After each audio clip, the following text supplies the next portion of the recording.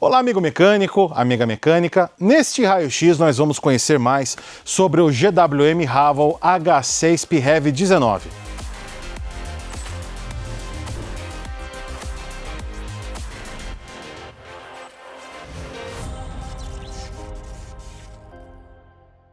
E para nos ajudar a reconhecer a reparabilidade deste modelo, nós convidamos o Mário Bandeira, ele que é da oficina Escuderia Car Service da Zona Sul de São Paulo. Bom? Como vai, meu querido? Bom, e aí pessoal, como é que vocês estão? Vamos conhecer esse cara por dentro? Vamos lá, vamos ver o que ele tem, vamos ver alguns pontos específicos da manutenção e ver se muda um pouco em relação aos concorrentes, né?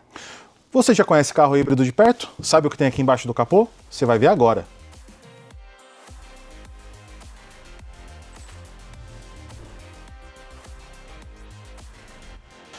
Os olhos mais desatentos vão achar que está tudo igual. Verdade. Mas quem já está familiarizado com a tecnologia de um veículo híbrido sabe que tem alguns pontos, né, que são diferentes. Primeiro, a gente está falando aqui de um veículo plug-in híbrido, ou seja, ele é carregado tanto pelo motor a combustão quanto na tomada. A tomada fica do lado do passageiro, na traseira do veículo. Aqui nós também podemos reparar que tem dois líquidos de arrefecimento, né? Dois reservatórios de arrefecimento.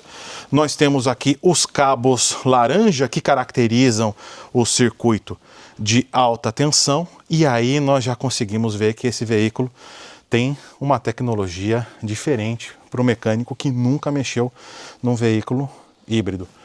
Na sua experiência, esse é um GWM, ele já está chegando, essa é uma marca nova no mercado, já está chegando na sua oficina? A GWMC, esses Haval, ainda não. Certo. Não chegaram. Para falar a verdade, chegou um que foi uma análise de bateria de pré-compra. Já é um serviço que a gente já tem ofertado bastante e já está tendo uma grande demanda pela procura desse serviço. Ou seja, o híbrido em si, o carro híbrido como uma tecnologia, ele já está sendo demandado, já existe demanda por esse serviço no mecânico independente. Já existe, com certeza. Reparação ainda não, porque eu acredito que é um carro que tem mais ou menos 2, 3 anos de venda aqui no Brasil, mas problemas em si a gente não tem encontrado, porém, como eu havia mencionado, alguns clientes já procuram. Por exemplo, eu já estou com uma agenda bem cheia durante o mês de clientes que querem trazer os carros para fazer uma análise de pré-compra, tanto híbrido como 100% elétrico. Ou seja, já é um mercado que na reparação independente já está, de certa forma, solidificado pela quantidade de demanda que já está chegando. Com certeza. Tanto que na Europa já é um novo nicho independente da reparação automotiva, laudistas de bateria. Já existe esse tipo de serviço. Eu acredito num futuro não tão distante vai acontecer isso de forma independente ou até mesmo um serviço ofertado como eu mesmo oferto dentro da oficina mecânica na reparação independente. Então vocês estão vendo que o Mário é um especialista no tema, já é um estudioso aí do carro eletrificado e é mais do que qualificado para nos ajudar a entender como um veículo desse vai ser reparado na oficina independente. Mário, então com toda a sua experiência, fala pra gente o que você opina da disposição dos principais elementos de reparo que você precisa analisar no caso de um veículo híbrido como esse Haval H6. Boa. Aqui no cofre do motor a gente vê a disposição de todos os cabos de alta tensão muito bem, pode-se dizer, distribuídos, né? Em outros carros você abre o capô, o mecânico independente já toma aquele choque de ver todos aqueles cabos laranjas que dá-se a entender que já é alguma coisa relacionada a perigo, a risco de morte, enfim. Mas no GWM Haval H6, a gente tem aqui alguns cabos laranjas, né? A gente, debaixo da caixa de ar, que eu acredito que vai ser alguma preocupação dos mecânicos independentes. Pô, vou mexer na caixa de ar, de cara já tem aqui os cabos ao redor da caixa de ar, do filtro de ar. Uma simples troca de filtro, eu vou precisar ter um conhecimento em veículo híbrido elétrico diretamente e indiretamente não, né? Porque uma simples manutenção básica como troca de óleo e filtros, você não vai precisar necessariamente mexer na alta tensão ou até mesmo desabilitar o sistema de alta tensão via software ou via interlock, tá? Mas aqui a gente já tem de fácil acesso, mecanicamente falando, em uma futura manutenção, o módulo inversor, bem de fácil acesso aqui em cima, e ele está diretamente montado sobre o motor elétrico, né? Que a gente tem um motor elétrico aqui conjugado ao motor a combustão, ou seja, de bate-pronto olhando aqui, todos os testes que você for fazer, por exemplo, uma fuga de corrente nesses cabos aqui, é bem tranquilo, bem tranquilo mesmo. Estamos falando aqui do motor elétrico, né? Que o motor elétrico em si, ele requer alguma manutenção, especificamente o motor elétrico? Cara, essa tua pergunta ela é muito boa. É uma das perguntas que eu mais recebo na oficina, e hoje eu estava conversando com um cliente que ele é entusiasta de veículo elétrico, é o Eric, inclusive ele vai estar levando um i3 amanhã para minha oficina. E a gente estava conversando justamente sobre isso de um Tesla Model S Plaid que tem lá na oficina, que esse carro vai precisar também tanto trocar o óleo quanto o filtro do motor elétrico meio conjugado à caixa de engrenagens. Ou seja, tem manutenção, tem um fluido específico e em muitos modelos também vai um filtrinho como se fosse um filtro de óleo de motor. Interessante. Com relação aos filtros do motor a combustão e também a reparação aí básica que seria a troca de óleo, como que estão os acessos para você aí na sua visão? Olha, é um motor bem compacto, tá? A gente vai remover essa capa aqui, bem fácil. Olhando aqui ao primeiro ponto, é um motor que você não tem muito espaço, como alguns motores de algumas montadoras. Tanto aqui na parte de admissão ficou o espaço um pouco reduzido, principalmente quando a gente vai aqui na parte de sobrealimentação, né? Que a gente está falando aqui de um carro 1.5 com injeção direta, com um turbo compressor de geometria variável. Parte de manutenção de alguns itens a gente já sente um pouco de dificuldade, tá? A preocupação do mecânico hoje em dia quando lança um carro é sempre com o espaço, né? Quanto mais espaço você tem, mais rápido é a reparação, menos riscos de danificar qualquer outro componente, porque você percebe muitos componentes de plástico, tá? Muitas mangueiras de vácuo, muitos sensores, enfim. Aqui também a gente pode perceber na frente, já entrando um pouco na parte um pouquinho mais técnica, a parte do intercooler com water cooler. Esse carro já conta com a tecnologia, inclusive predominante nos motores diesel, um water cooler, certo, onde nós temos uma refrigeração no intercooler por água. Parte de ignição bem tranquilo, temos as nossas bobinas aqui, 4 bobinas de fácil acesso aqui em cima do motor, tá? Temos uma válvula do canister bem dimensionada, tanto aqui com filtro, enfim. A parte mecânica em si, ela tomou bastante espaço do cofre do motor. Interessante notar que no manual do Haval H6, né, do PHEV 19, ele indica que esse filtro do canister, né, o filtro de carvão ativado do canister, ele tem uma previsão de limpeza e de troca, né, uma previsão de limpeza legal, a cada 24 mil quilômetros e a de troca a cada 48 mil. É algo raro em manuais, né? Exatamente. A gente não tem o costume de, assim, da montadora pré-definir uma data para substituição num componente que é o filtro de carvão ativado. Isso é legal. Arrefecimento, esse é um tema um pouco delicado no mercado, né? Muita gente aí adota algumas informações que nem sempre são tecnicamente válidas. Aqui nós temos 2 reservatórios, né? Um para o motor elétrico, um para um sistema elétrico, né? E o outro para o motor a combustão, e ambos com o mesmo líquido de arrefecimento, base etileno glicol com diluição de 35% no caso do clima brasileiro. Em caso de clima de alta altitude, como está no manual, recomendo uma diluição de 45% do aditivo. Você, na sua oficina, veículos híbridos estão demandando manutenção no sistema de arrefecimento da parte elétrica? Porque da parte do motor a combustão isso é corriqueiro da oficina. Mas na parte elétrica, como é que você está recebendo lá? Esse é um tema muito importante, porque muitos técnicos que estão migrando para reparação de veículos híbridos elétricos, eles têm muita dúvida de como é o sistema de refrigeração nas baterias, nos inversores, nos módulos de aquecimento, módulo TPC, entre outros componentes. E é válido hoje um profissional saber como esse carro é refrigerado, o sistema HV. Por exemplo, hoje na Toyota, Lexus, algumas montadoras, ela utiliza, inclusive no Nissan Leaf, utiliza um sistema de convecção, segundo a lei da termodinâmica, uma refrigeração meio forçada. Já o Leaf, ele utiliza mesmo a força do vento para resfriar as baterias, por isso que a gente tem um grande problema no Nissan Leaf. Já na Toyota, ele utilizam coolers, né?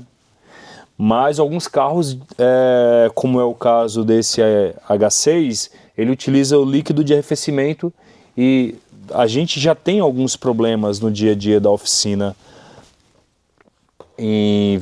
no sistema de arrefecimento. Por exemplo, a Volvo ela tem um sistema de arrefecimento também por líquido de arrefecimento. E ela já tem um problema crônico que ela vaza líquido dentro do pack, onde dá inúmeras falhas e a falha mais comum é fuga de corrente, né? Dentro da rotina de manutenção do arrefecimento desse veículo, os reservatórios estão bem localizados, pelo jeito, bem né? Tranquilo, bem tranquilo. Aqui nós temos 2 reservatórios distintos. Esse aqui pela saída, eu acredito que ele vai diretamente para a parte do motor. E esse aqui a gente tem um que está indo direto para o radiador e eu acredito que distribui para o sistema HV. Esse aqui está no retorno da turbina, a gente já sabe que é pertencente do motor. Sim. E esse aqui, como só tem um retorninho e é menor, ele está indo direto para o radiador e provavelmente distribui para o sistema de alta tensão. E ambos com a mesma pressão, 140 kPa ou 20 PSI. E também tem uma previsão de troca desse fluido, né, dentro do manual, né, 84 mil quilômetros ou 60 meses. O manual do GWM Haval H6 tem bastante informação bacana. Isso aí, é bom para o mecânico tirar essas dúvidas justamente de períodos de manutenção. Aí próximo eu estou vendo que também tem o acesso aí da manutenção, né, do ar-condicionado, né, bem próximo aí a você, né, então a linha de alta e a linha de baixa, né? Sim. Também está bem localizado. Bem, né? de fácil manutenção. Aqui o reparador que precisar fazer qualquer tipo de manutenção nesse sistema já está bem tranquilo.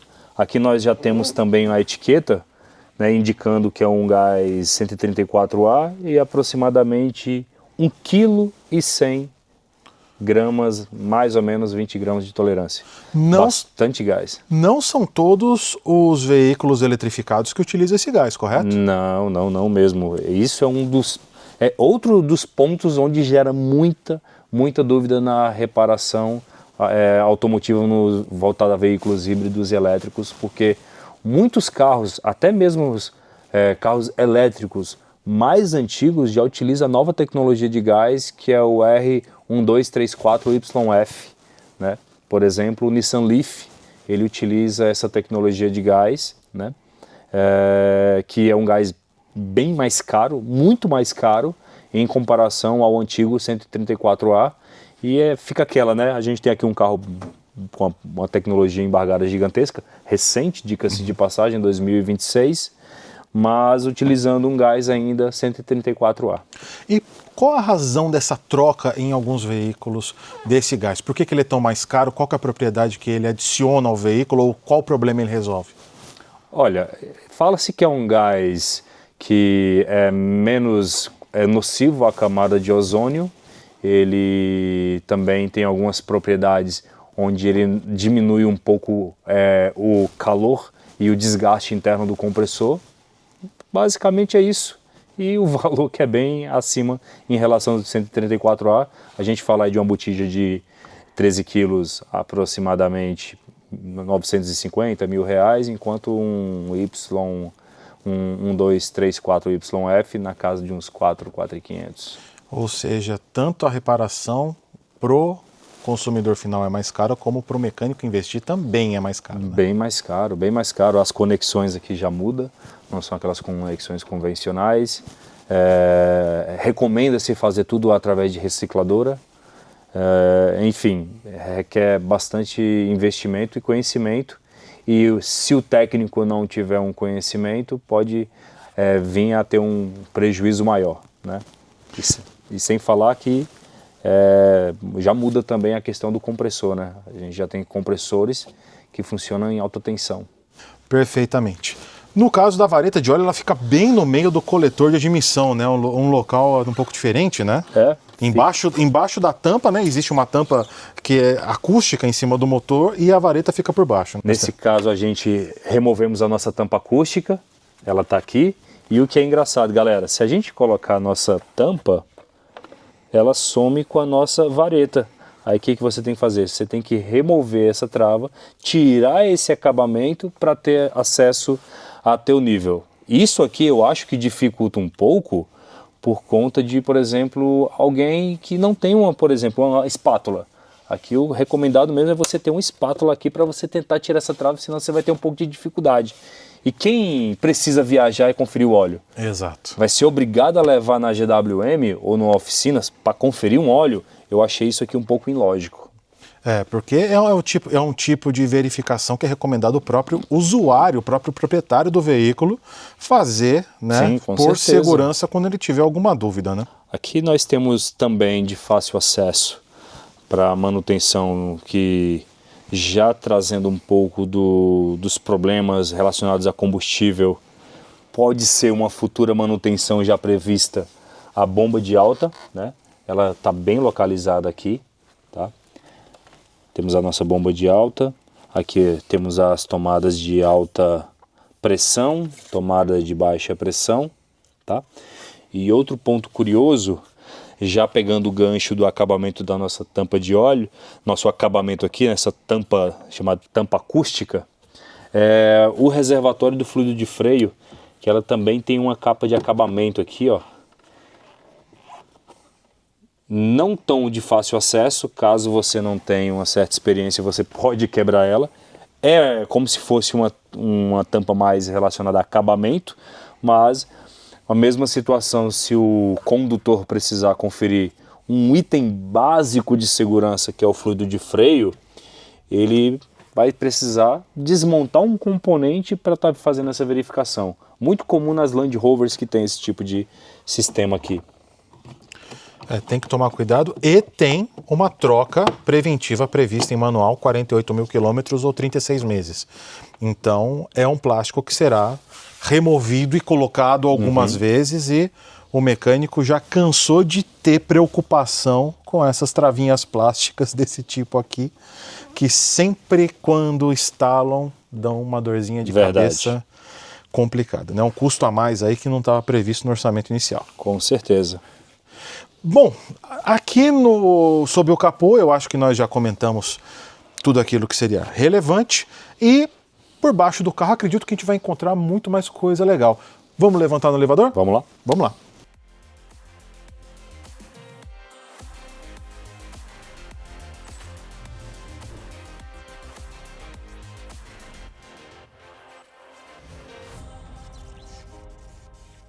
Agora, com o carro erguido no elevador, utilizando EPIs, utilize EPI na sua oficina, pelo amor de Deus, não vá se machucar por bobagem.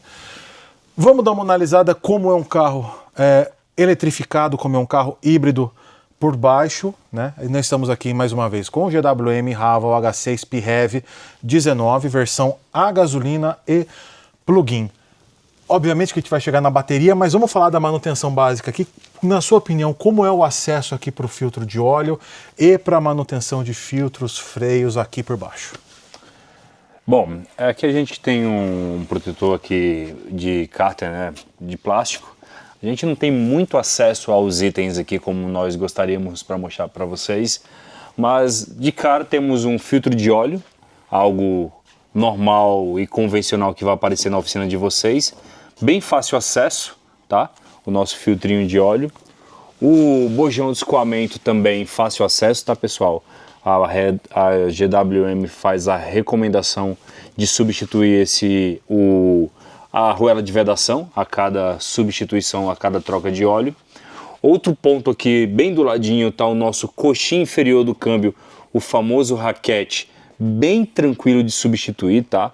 São basicamente 2 parafusos passante, um parafuso passante com porca, outro parafuso só passante na estrutura do carro, bem de fácil acesso.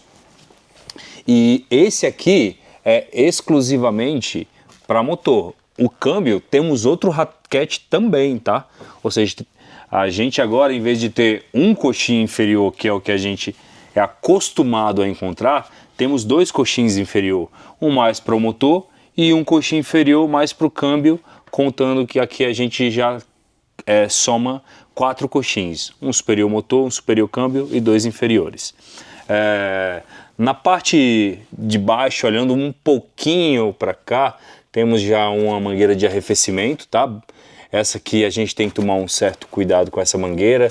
Qualquer coisa que a gente faça aqui nos coxins, próximo ao eixo, o semi-eixo do lado direito, tem mangueiras de arrefecimento passando, tá bom? Um pouquinho mais para cá nós já temos o nosso câmbio de 2 velocidades, com uma bomba de água um pouquinho mais para o canto, não sei se vai dar para enxergar, tá? O nosso radiador também bem tranquilo.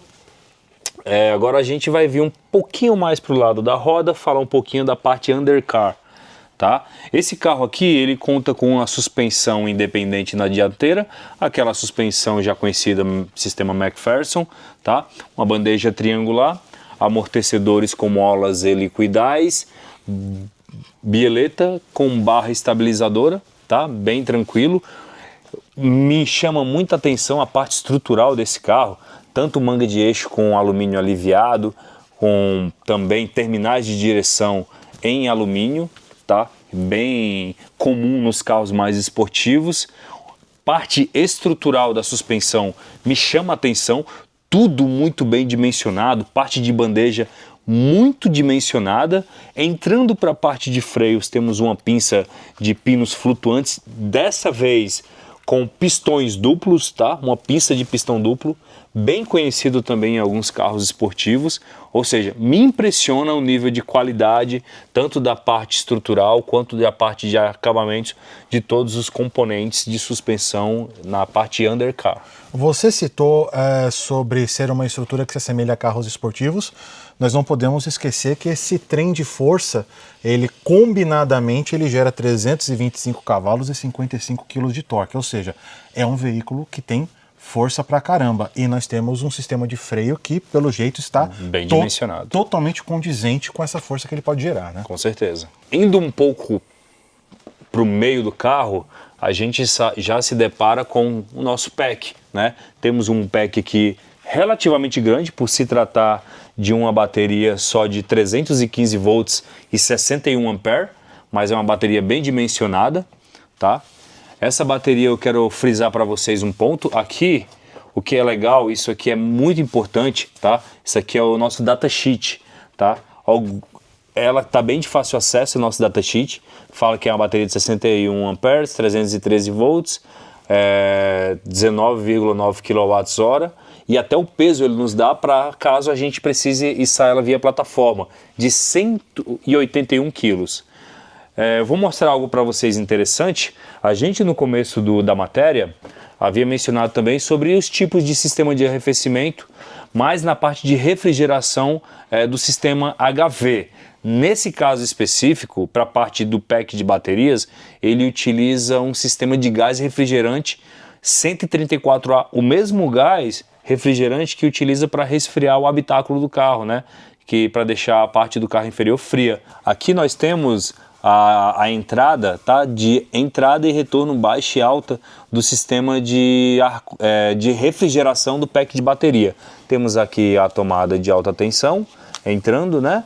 E aqui nós temos também o nosso, onde entra a parte do gás refrigerante. A parte de freio traseiro, nós contamos com um sistema de freio a disco na traseira, com um ponto interessante, também se trata de um disco ventilado.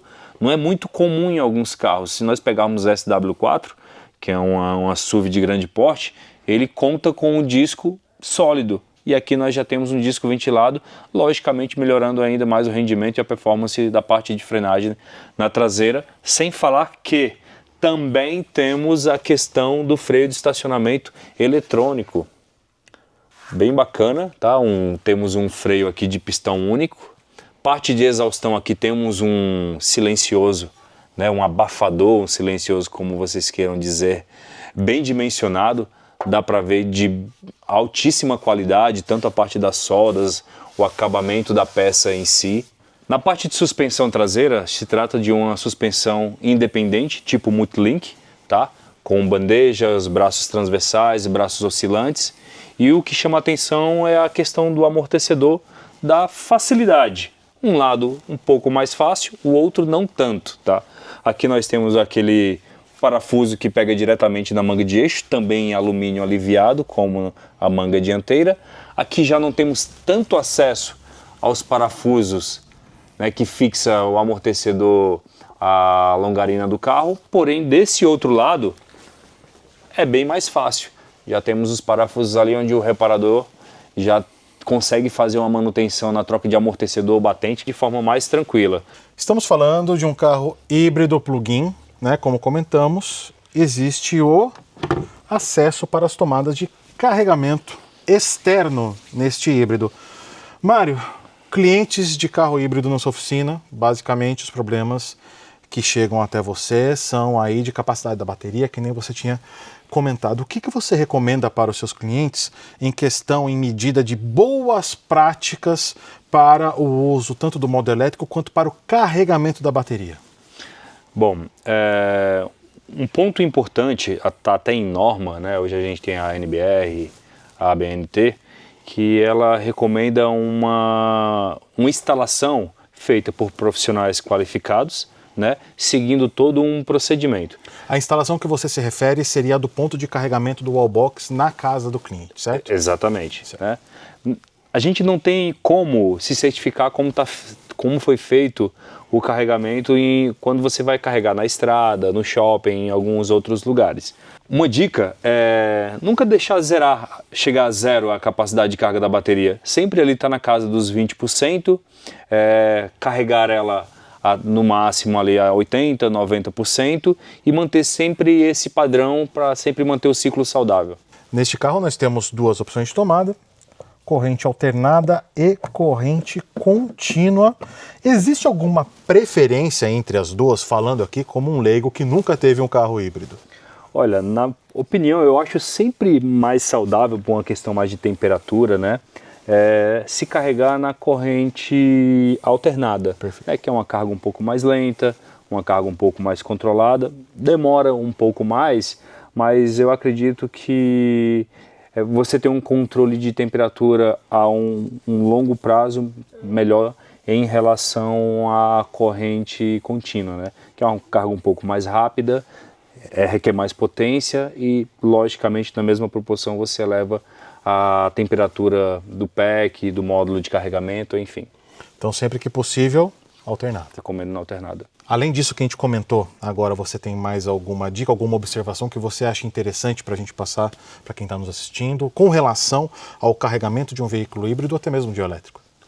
A recomendação, da mesma proporção que os proprietários de carros a gasolina, carros flex, diesel, até mesmo os híbridos, se preocupam em encontrar um posto de qualidade, eu acredito que sempre é bom ter essa preocupação onde está carregando o carro, saber se tem alguma reclamação do posto de carregamento, se o cliente onde fez esse carregamento, o veículo posteriormente apresentou algum defeito por acaso no módulo HV, ou seja, ter essa preocupação e a gente já ter o hábito de fiscalizar esses postos de carregamento, porque eu sei que na tua casa você vai trazer o melhor, vai aplicar o melhor carregador, vai contratar o melhor técnico, vai utilizar a melhor infra possível.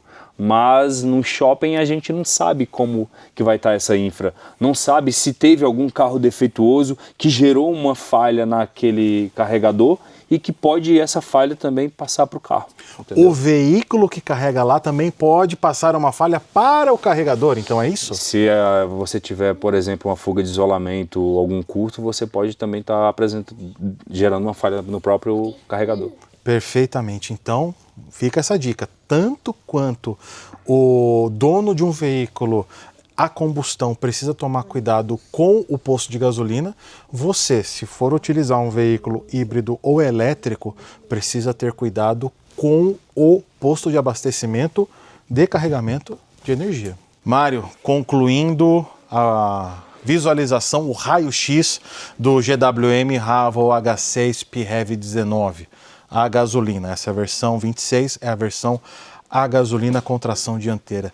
Qual a sua avaliação dentro da sua experiência de reparabilidade de veículos híbridos e elétricos? Qual é a sua avaliação desse modelo?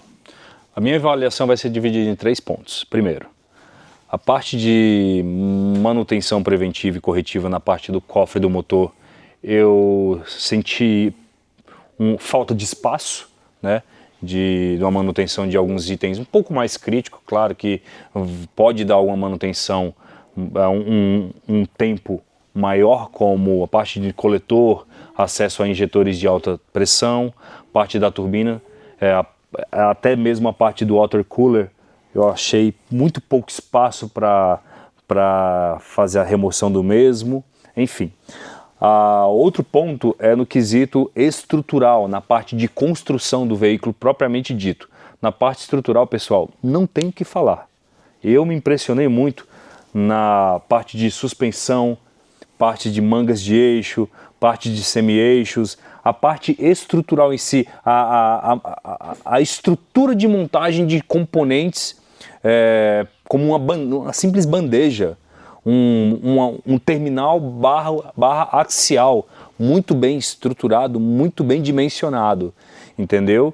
E no outro quesito, que é a parte de design, é um carro que me chama a atenção, tá, o design dele, por isso que caiu no gosto do brasileiro. É um SUV maior, com essas linhas mais arredondadas, é o típico carro que o brasileiro curte, ou seja, no geral um carro que muito bom mesmo. E toda essa experiência que você compartilhou com a gente, se tiver algum proprietário de veículo querendo procurar a sua oficina para poder ter a sua avaliação, ter o seu diagnóstico, onde ele pode te encontrar? Nós estamos localizados na Zona Sul de São Paulo, na Avenida Vitor Manzini, número 361. Segue a gente no nosso Instagram, é o @escuderia.cs, e o nosso WhatsApp para contato, se vocês ficaram com alguma dúvida, a gente está de portas abertas para estar solucionando ou para estar sanando, é o 11 5541 9125. Mário, muito obrigado por você ter compartilhado todo o seu conhecimento conosco. E se você nos assistiu até o final, muito obrigado. Não se esqueça de se inscrever no canal da Revista O Mecânico, curtir esse vídeo, compartilhar com os seus amigos para a gente espalhar informação de qualidade dentro do nosso setor. Até a próxima!